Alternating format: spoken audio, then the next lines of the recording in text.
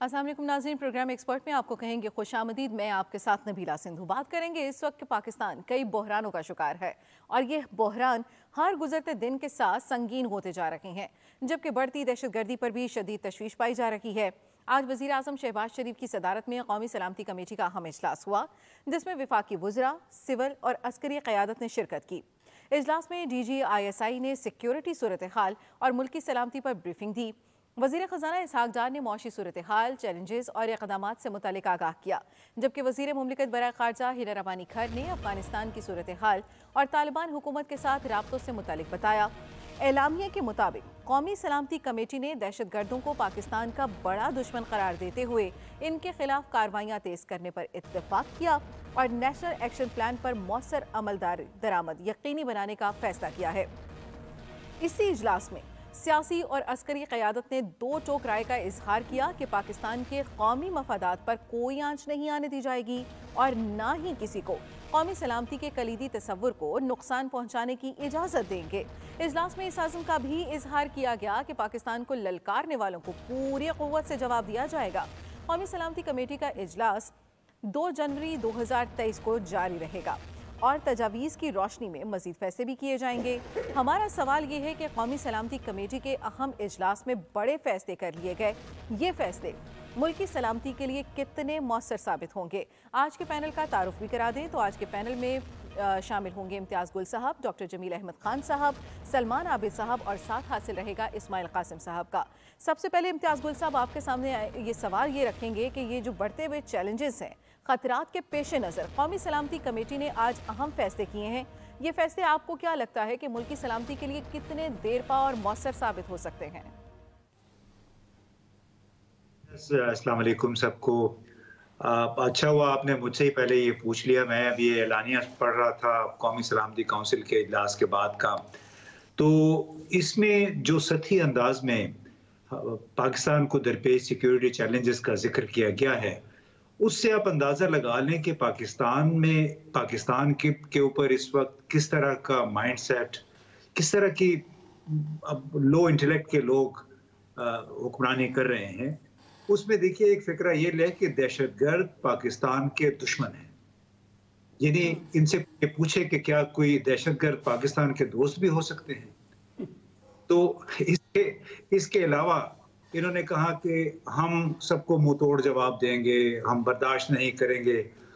जनाब, खैबर पख्तूनख्वा में हर रोज कम से कम एक वाकया हो रहा है गुज़िश्ता एक माह से, जब से TTP ने अपना सीज फायर एग्रीमेंट खत्म करने का ऐलान किया 28 नवंबर को।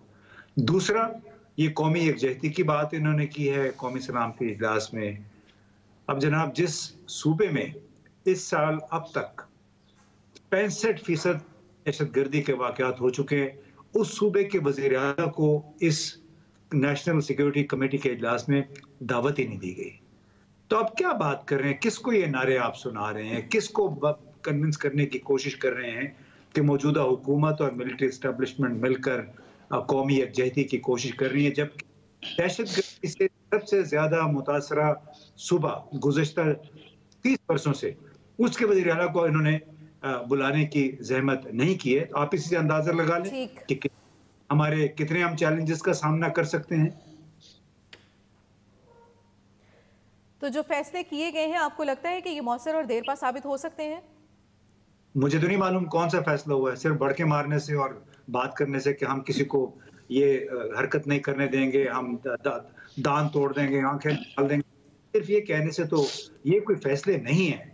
एक सूरत हाल का जायजा लिया गया है और उसको बुनियादी तौर पे इस अमर का इआदा किया है मुसल्लह अफवाज ने और खैबर पख्तूनख्वा के अलावा बाकी 3 सूबों के नुमाइंदों ने, कि हमने पुलिस के साथ मिलके सिक्योरिटी चैलेंजेस का मुकाबला करना है। अब आप खुद ही बता दीजिए कि जहाँ पे 4 इकाइयों में से 4 सूबों में से एक सूबा मौजूद ही ना हो सबसे ज्यादा मुतासरा दहशतगर्दी से, वहाँ पे अब कौन सा फैसला आप इम्प्लीमेंट करवाएंगे? तो लिहाजा बड़ी सोच विचार की जरूरत है कि हम आखिर किस सिमत में जा रहे हैं। इस मुल्क को, इस अवाम को कब तक बेवकूफ बनाया जाएगा महज नाराबाजी से?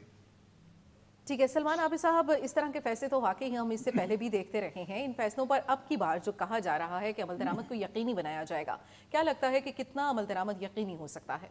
लेकिन अमल दरामद तो उस वक्त होगा जब आप संजीदगी दिखाएंगे।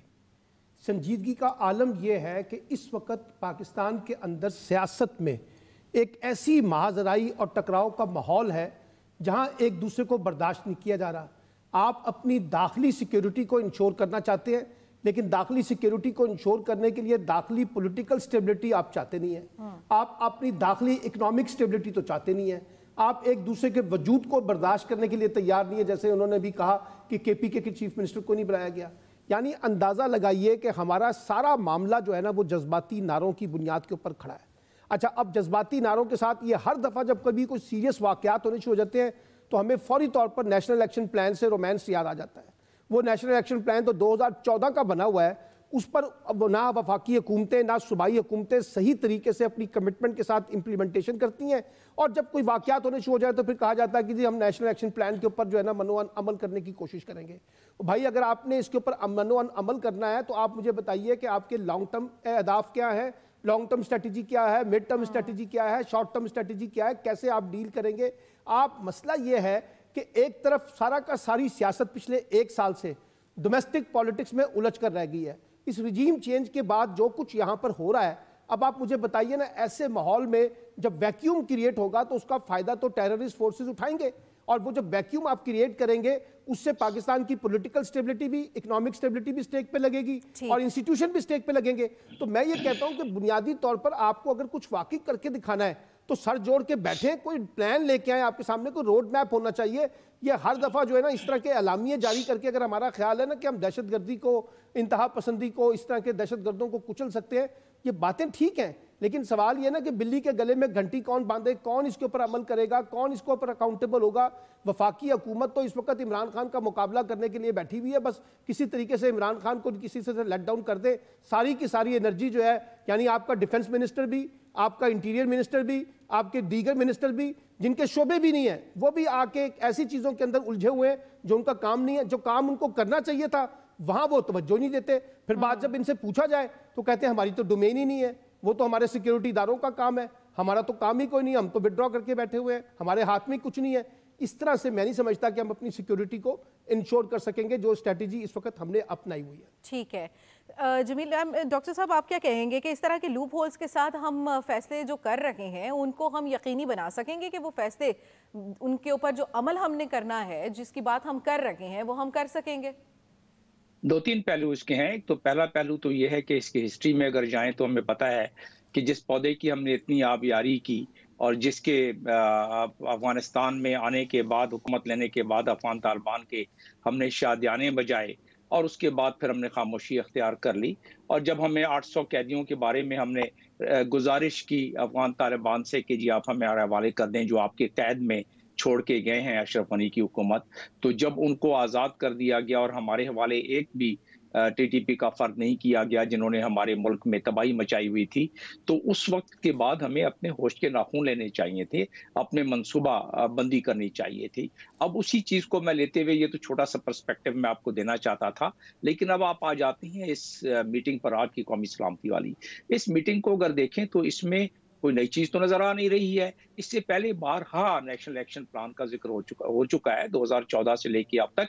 एक खूबसूरत बात नेशनल एक्शन प्लान की ये है कि तमाम की तमाम पार्टियां, छोटी बड़ी दरमियानी, सारियों ने मिलकर इस पे आमादगी जाहिर की थी और इसको अपना मैंडेट दिया था, जो कि बड़ी अच्छी बात थी।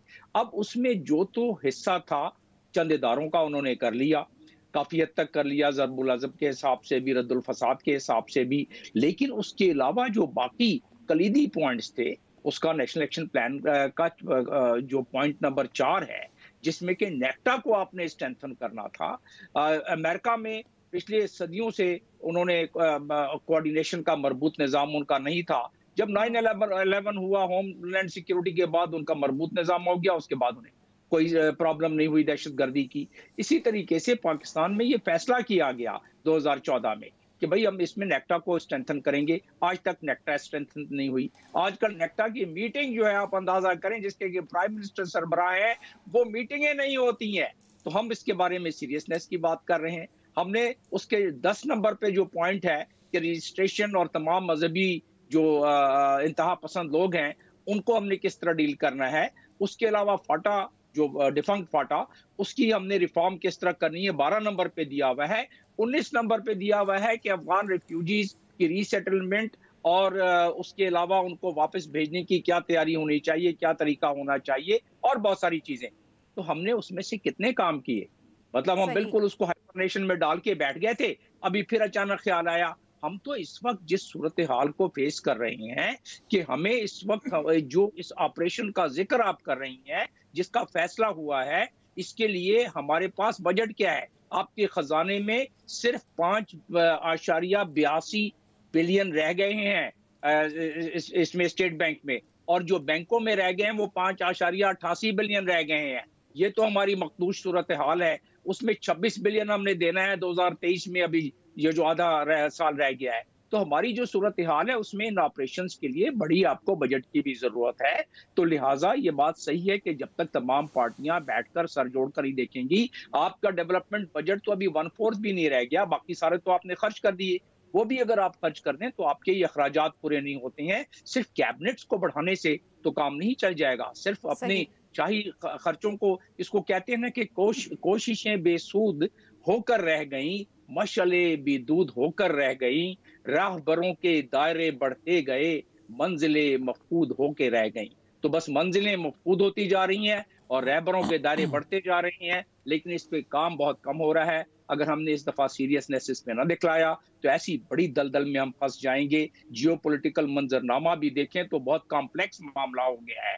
ये मल्टी लेयर्ड और मल्टी प्रोंग्ड सिचुएशन सामने आ गई है। इसको हमें खारजी अमूर पर भी डील करना पड़ेगा, दाखिली अमूर पर भी डील करना पड़ेगा। इस दफा मामला मजीद गंभीर हो गया है क्योंकि तालिबान, तहरीक तालिबान को अपनी ताकत का अंदाजा हो गया कि सीज़फायर से पहले हम उनसे क्या बोल बचन कर रहे थे। उनको हमने यूनियन की और यूनिफिकेशन की इजाजत दे दी थी, और उसके बाद जब उन्होंने सीज़फायर खत्म किया तो हमने अब उनके खिलाफ तकरीबन, आप अंदाजा करें, गनी के जमाने में 218 हुए थे ये दहशतगर्दी की वारदातें, और अब 423 के करीब दहशतगर्दी की वारदातें हो चुकी हैं। और हम जो, और जिसमें खुरासान उसने 33 वारदातें। जिस सूरत हाल की बात आप कर रहे हैं, मौजूदा सूरत हाल की बात ही अगर हम करें, तो आपको क्या लग रहा है कि इमरान खान की हुकूमत की जो प्रो रीजन अप्रोच थी वो इस वक्त में कितनी प्रैक्टिकल हो सकती है?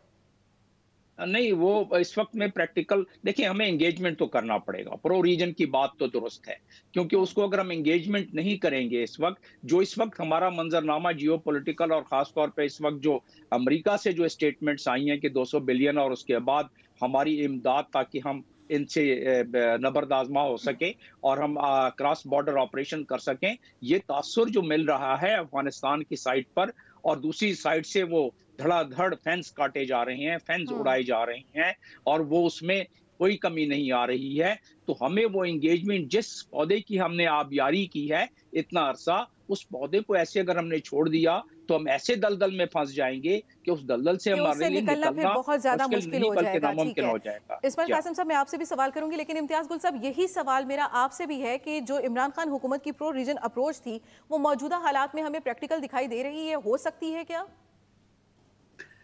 देखिए, प्रो रीजन पॉलिसी ही की वजह से तो उनकी हुकूमत तब्दील हुई है। हमें किसी गलतफहमी में नहीं होना चाहिए। जो फरवरी मार्च के बाद से जो हमने वाकयात देखे हैं, उसका लुबे लुबाब ये था कि पाकिस्तान के मुस्तकबिल को इमरान खान ने चाइना के साथ बांध दिया था, मशरूत कर दिया था। साथ ही वो रूस और ईरान नहीं जाने दिया गया उनको, रूस तो चले गए।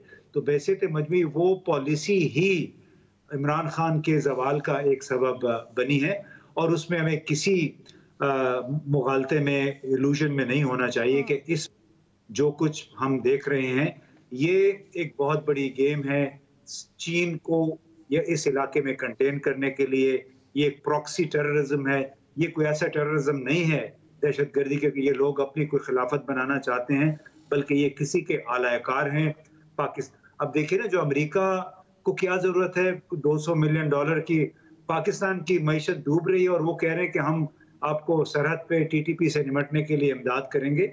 ये बिल्कुल सती किस्म की बातें हैं, इस किस्म की इमदाद नहीं है, ना ही पाकिस्तान को ये लेनी चाहिए। पाकिस्तान के मसाइल अंदरूनी तौर पे हैं, वजाहत होनी चाहिए हमारे जो प्राइम मिनिस्टर हैं और दूसरे लोग हैं कि ये प्रॉक्सी टेररिज्म है। ये वो लोग हैं जो दहशतगर्दी और अदम इस्तेहकाम के सहूलतकार हैं इस मुल्क में, और इस मुल्क को मजीद खराब करने के लिए, ताकि चीन जो मंसूबे लेके आया था इस पाकिस्तान के लिए, अफगानिस्तान के लिए, वो यहाँ पे अपने कदम ना जमा सके। यही ख्वाहिश है अमेरिका की, भारत की, कि जो इलाकाई हमने जहाज की सिमत तब्दील की थी इमरान खान के ज़माने में, उस सिमत को रिजीम चेंज के जरिए दोबारा मोड़ दिया गया है अमेरिका की तरफ।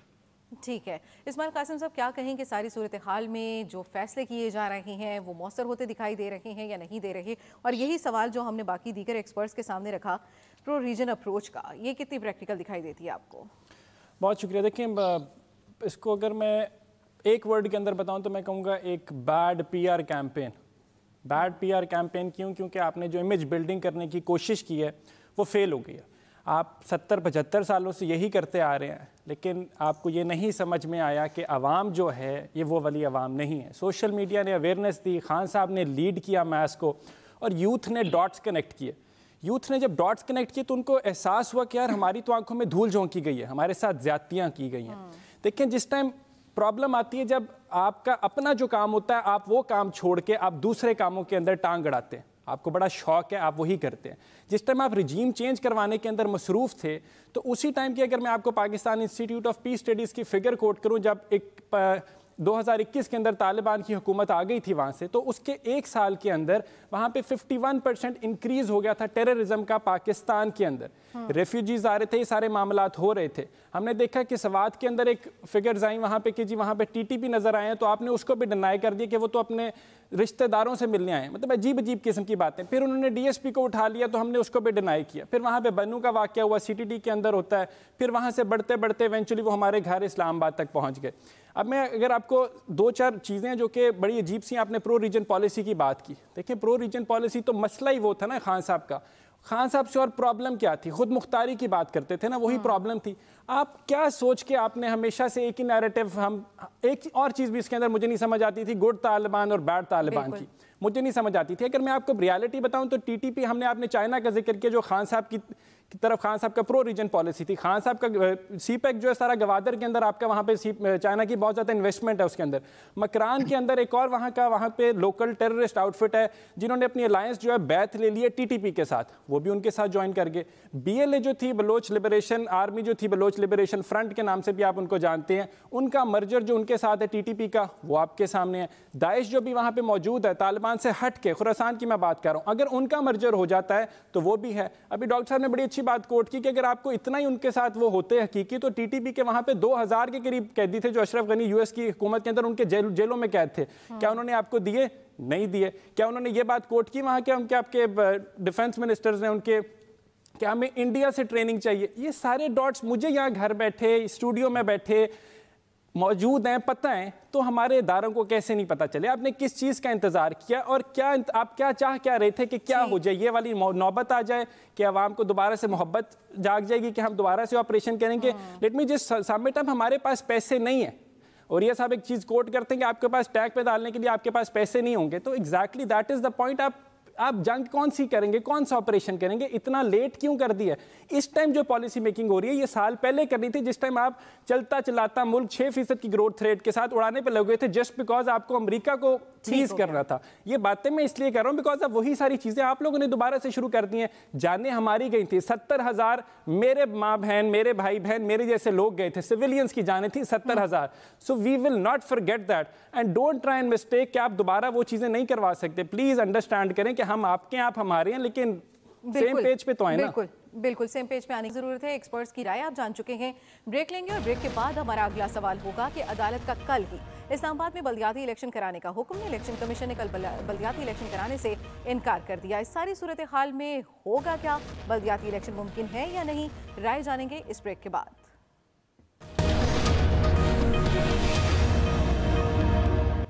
इस्लामाबाद में बल्दियाती इलेक्शन के मामले पर अदालत ने वफाकी हुकूमत और इलेक्शन कमीशन को बड़ा झटका दे दिया है।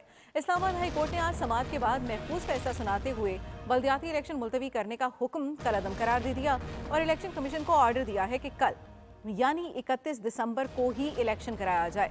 अदालती फैसले के बाद इलेक्शन कमीशन ने वाजे कर दिया कि कल बल्दियाती इलेक्शन कराना मुमकिन नहीं, इसके लिए वक्त दरकार है। जबकि वफाकी हुकूमत ने भी कल बल्दियाती इलेक्शन को नामुमकिन करार देते हुए अदालती फैसले को चैलेंज करने का ऐलान कर दिया। इसी सारी सूरत हाल पर वफाकी वज़ीर दाखिला राना सनाउल्लाह कहते हैं कि अदालत का हुक्म सर आंखों पर, मगर 1000 पोलिंग स्टेशन के लिए फौरी इंतजामात नहीं हो सकते। इसी हवाले से सवाल रखेंगे एक्सपर्ट्स के सामने कि इस्लामाबाद हाई कोर्ट ने कल इस्लामाबाद में बल्दियाती इलेक्शन कराने का हुक्म दे दिया है, लेकिन इलेक्शन कमीशन और वफाकी हुकूमत ने कल इलेक्शन कराने से माजरत कर ली है। कल इस्लामाबाद में बल्दियाती इलेक्शन कैसे मुमकिन होगा, क्या कहेंगे सलमान साहब? देखिए जी, सबसे पहले तो मुबारक हो इस्लामाबाद वालों को कि इंतखाबात पोस्टपोन किए जा रहे हैं। एक बात, कल इलेक्शन नहीं हो रहे। बात यह है कि वफाकी हुकूमत हो, सूबाई हुकूमतें हों, इलेक्शन कमीशन हो और हमारी जुडिशरी हो, सबका एक नेक्सस बन चुका है और किसी ना किसी तरीके से लोकल गवर्नमेंट के इलेक्शन के ऊपर एक कंप्रोमाइज बेस्ड पॉलिटिक्स वगैरह पूरे पाकिस्तान में है। आप इस्लामाबाद का मामला देख लें, आप पंजाब का मामला देख लें, आप सिंध का मामला देख लें। मैं नहीं समझता कि हमारे यहाँ ये जो मौजूदा स्ट्रक्चर्स हैं, ढांचे हैं, हुकूमतें हैं, ये लोकल गवर्नमेंट के इलेक्शंस के बारे में कभी संजीदा ना पहले थी ना अब है। हर वक्त एक टाल मटोल, कभी अदलिया का सहारा लेते हैं, कभी इलेक्शन कमीशन का सहारा लेते हैं और कभी जो है वफाकी हुकूमत या सूबाई हुकूमतें अपने फैसले कर लेती हैं, जिसकी वजह से लोकल गवर्नमेंट का निज़ाम यहाँ ना पहले कभी सही तरीके से आ सका है, ना आइंदा कोई इम्कानात है। क्योंकि हमारी नीयत ये है कि हम डिसेंट्रलाइजेशन के खिलाफ हैं, हम एक मरकजियत पर मबनी निज़ाम चलाना चाहते हैं और लोगों को एम्पावर नहीं करना चाहते। और ये भी आपको पता है कि इस्लामाबाद में जो फैसला हुआ है उसकी बड़ी वजह यह है कि वो एक सियासी फैसला है, क्योंकि वो पीटीआई को सूट करता है इलेक्शन, इसलिए वो कराने के लिए दिलचस्पी नहीं रखते। ठीक है डॉक्टर जमील साहब, क्या कहेंगे कि वज़ीर दाखिला राना सनाउल्लाह कहते हैं कि 1000 पोलिंग स्टेशन के लिए फौरी इंतजामात मुमकिन नहीं, इसके लिए 4 से 5 माह का वक्त दरकार है। अदालत ने कल बल्दियाती इलेक्शन कराने का हुक्म दे दिया है, लेकिन 4 से 5 महीने चाहिए, ये मामला कैसे हल होगा? नहीं, देखें, इसकी तो पूरी अगर तफसील में जाएं तो अंदाजा हो जाएगा कि पिछले कई सालों से ऐसा हो रहा है कि कोई भी हुकूमत वो नहीं चाहती कि लोकल गवर्नमेंट इलेक्शन जो है वो किया जाए।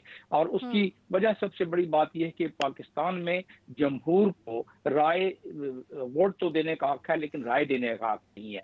और जब जमहूर क्या है कि थर्ड ईयर ऑफ गवर्नमेंट जब आपकी फाल ही नहीं होगी तो जितने भी फैसले होंगे टॉप डाउन होंगे, बॉटम अप फैसले नहीं हो सकते। और जिस मुल्क में भी सिर्फ टॉप डाउन फैसले होते रहे उसमें गवर्नेंस हमेशा वीक रहेगी। और जब तक कि आप जमहूर की राय को यानी बॉटम अप आप मामला को नहीं करें, और वही है आपकी लोकल गवर्नमेंट। अब रहा सवाल कि हुकूमत तो पहले भी हीले बहाने बनाती रही है और अब उनके पास यही है कि चंद घंटे रह गए हैं, कैसे इलेक्शन करा सकते हैं, और वो चले गए हैं इंट्रा कोर्ट अपील में भी और उसके अलावा अपील में भी चले गए हैं। तो महसूस यही होता है कि कल तो इलेक्शन नहीं हो सकेंगे, लेकिन इसकी कम से कम एक बुनियाद रख दी गई है कि वो 6 महीने तो हरगिज नहीं मिलेंगे उनको, महसूस होता है कोर्ट की इस डिसीजन से। लेकिन अगर चंद दिन की मोहलत मिल भी गई तो उससे कोई फर्क नहीं पड़ता। लेकिन उन चंद दिनों में हुकूमत चाहेगी कि उसको किसी तरीके से कोई ना कोई हीला बहाना करके, दहशतगर्दी का बहाना कर लें, किसी और चीज का बहाना कर लें, तो उसमें वो शायद इलेक्शन को मजीद पोस्टपोन कराने की अपनी कोशिश जारी रखेंगी। क्योंकि यहाँ सियासत को लोग इंडस्ट्री के तौर पर चलाते हैं, सियासत को सिर्फ इसलिए चलाते हैं कि अपने मफाद का तहफ़्फ़ुज़ करें, अवाम और जमहूर को, इसीलिए हीले बहाने तलाश किए जाएंगे। ठीक है, इस्माइल कासिम साहब, क्या कहेंगे कि पाकिस्तान में बल्दियाती इलेक्शन हमेशा से नज़रअंदाज होते आ रहे हैं। इस्लामाबाद की बात करें तो बल्दियाती इलेक्शन 7 साल से नहीं हुए। कराची डिवीजन का बल्दियाती इलेक्शन भी 7वीं बार मुलतवी होने का खदशा है। पंजाब में बल्दियाती इदारों की मुद्दत खत्म हुए 16 साल गुजर चुके हैं और जितनी भी जमातें हैं जो बरसरे इक्तदार आती हैं, बल्दियाती इलेक्शन कराने से इतना डरती क्यों है, क्यों गुरेज करती हैं? देखिए, यूजुअली जब पहले जमातें आती हैं वो डरती नहीं है, उनको तो फंड्स चाहिए होते हैं ना, आपने पावर नहीं हाथ से छोड़नी होती, आप क्यों पावर देंगे। ये लोग शायद डरे हुए हैं क्योंकि इनकी 27 किलोमीटर की तो वैसे हुकूमत है, तो वहाँ पे भी अगर इनको हार शिकस्त होगी, 100 में से 50-60 चली गई सीटें, तो फिर वहाँ पे मुंह कहाँ पे किसको दिखाएंगे, क्या करेंगे। तो यही है, ऑब्वियसली आप टाल मटोल करेंगे, दिन आगे बढ़ाएंगे, बहाने ढूंढेंगे किसी ना किसी तरीके से। ऑब्वियस था कल तो नहीं होने। अब खान साहब ने भी देखे आके भी स्टेटमेंट दे दिया और उन्होंने कहा कि कल के लिए आपने पूरे वोट डाल दिए, ऑल्दो ही नोस के कल नहीं होने, लेकिन बयानिया तो फिर उनको दे दिया। तो ये जितना बचते हैं, जितना छुपते हैं, जितना इलेक्शन से भाग रहे हैं, ये उसी नैरेटिव को और ज़्यादा इंस्टिल करते जा रहे हैं अवाम के दिमागों के अंदर कि हमारी परफॉर्मेंस बहुत ही पैथेटिक है। हमें पता है हम तुमसे वोट मांगेंगे, तुम हमें वोट नहीं दोगे, इसलिए खुदारा हमें छुपने दो, हमें प्लीज़ इलेक्शंस में ना लेके जाओ, चाहे वो ये हो, वफाक के हो या कोई भी इलेक्शंस हो, हमें बस भागने दो। तो इन शॉर्ट भागने की पॉलिसी और कुछ भी नहीं है। ठीक है। इम्तियाज गुल साहब, विफाकी हुकूमत ने बल्दियाती इलेक्शन से मुतालिक इस्लामाबाद हाई कोर्ट का हुक्म जो है वो भी चैलेंज करने का फैसला किया है। आज ही इंटर कोर्ट अपील भी दायर करने की तैयारी की जा रही है और इस्लामाबाद का बल्दियाती इलेक्शन जो हम बात कर रहे हैं कि 7 साल से ज़ेरे इल्तवा है, आपको लग रहा है कि ये मजीद इल्तवा का शिकार हो जाएगा? देखिए, इसमें 3 बातें हमें याद रखनी चाहिए। अव्वल तो ये कि जो फैसला आया हाई कोर्ट का, जो भी फैसला है, ये कोई बस फैसला ही है। इसके पीछे इसके कोई, मैं नहीं समझता कि वाक़ईतन वो चाहती थी अदालत के कल इलेक्शन हो जाए, क्योंकि एक दिन के नोटिस पे बहरहाल नहीं हो सकता। दूसरी डिले इसलिए है कि खुफिया इदारे की रिपोर्ट आई थी कि 101 यूनियन काउंसिलों में से 65 यूनियन काउंसिलों पे तवक्को है कि पीटीआई जीतेगी, जबकि पीएम को 29 या 28-29। तो इस सूरत हाल में मैं नहीं समझता कि मौजूदा हुकूमत पीडीएम इंतखाबात कराना चाह रही थी। और तीसरी बात हमें याद रखनी चाहिए कि सियासी जमातें ज़िली सतह पे अपना इख्तियार नहीं देना चाहती। जहां जहां इलेक्शन हुए हैं आज तक ज़िली हुकूमतों के, वो सुप्रीम कोर्ट के हुक्म पे हुए हैं। किसी भी सियासी जमात ने अपने तय नहीं करवाया, क्योंकि ये इख्तियारात का इर्तिकाज़ चाहते हैं, अपने ज़रिए फंड्स बांटना चाहते हैं, अपने ज़रिए जमहूरियत अपने फैलाना चाहते हैं। इनको कोई और जमहूरियत अजीज नहीं है। ठीक है, एक्सपर्ट्स की राय आप जान चुके हैं। एक्सपर्ट का कहना यह है कि बल्दियाती इलेक्शन मुमकिन नहीं हो सकेगा। हम ब्रेक लेंगे और ब्रेक के बाद करेंगे कि पाकिस्तान तहरीक इंसाफ ने एक बार फिर सड़कों पर आने का ऐलान कर दिया है। क्या तहरीक इंसाफ के पास एहतजाज के अलावा कोई और ऑप्शन है? बात करेंगे ब्रेक के बाद। रहिए एक्सप्रेस न्यूज़ के साथ।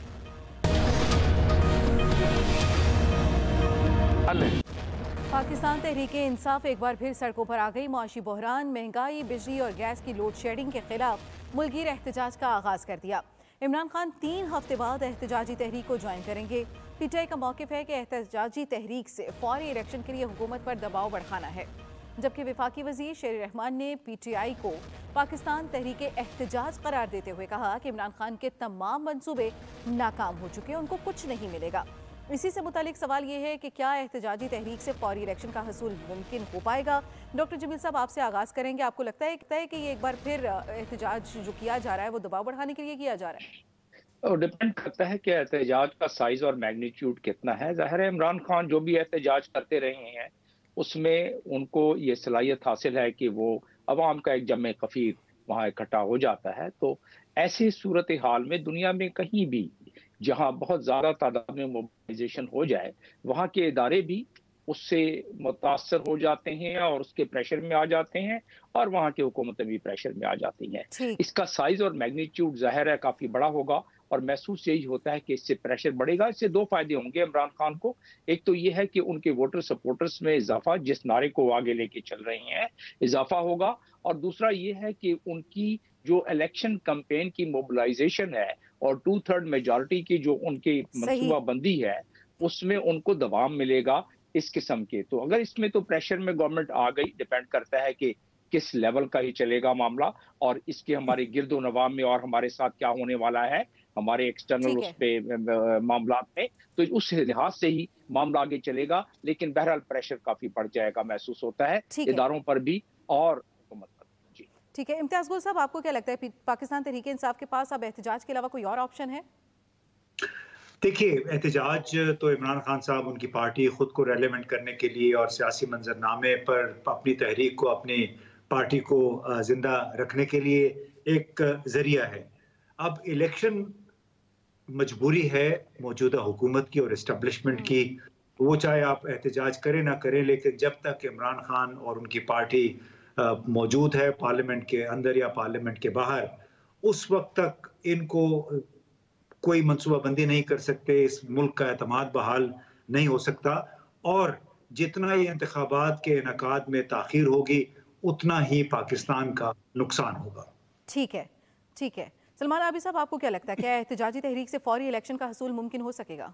देखिए, कहना तो बहुत अभी कब्ल वक्त होगा कि तहरीक का क्या इसका इम्पैक्ट होता है, लेकिन देखिए ना, बात यह है कि ये जो 13 जमाती हुकूमती इत्तेहाद है, ये पूरी कौम के लिए जिस तरह से दर्द सर बना है, यानी ये तजर्बाकार लोग, बड़े सलाहियत वाले लोग, इनके बड़े माशाल्लाह बड़े एक्सपीरियंस थे हुकूमत चलाने के, कितने बड़े बड़े दावे करते थे, और आज यहाँ पर इन्होंने जहाँ मुल्क पहुँचा दिया है वहाँ उनकी अपनी बेबसी की हालत ये है कि अब आज ख्वाजा आसिफ साहब कह रहे हैं कि हाँ बेहतर होता कि हम जैसे ही इमरान खान साहब की तहरीक में कामयाब हुई थी उनके खिलाफ, हमें फौरी तौर पर इलेक्शन का रास्ता इख्तियार कर लेना चाहिए था, क्योंकि ये उल्टा हम पर पड़ गया है। तो यहाँ से देखिए कि हुकूमत कहाँ खड़ी है और किस हाल में उसने इस पूरी कौम को पहुँचा दिया। ठीक है इस्माइल कासिम साहब, क्या पाकिस्तान तहरीक इंसाफ दबाव बढ़ाने में एक बार फिर कामयाब हो सकेगी क्या?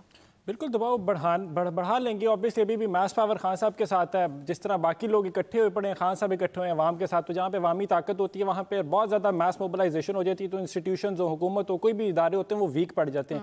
तो उसके अंदर ऑब्वियसली शायद इंतखाबात तो नहीं, लेकिन जो मोमेंटम है वो दोबारा से खान साहब की जाने भी स्विच करता जाएगा, and that will obviously be eventually be fruitful for PTI.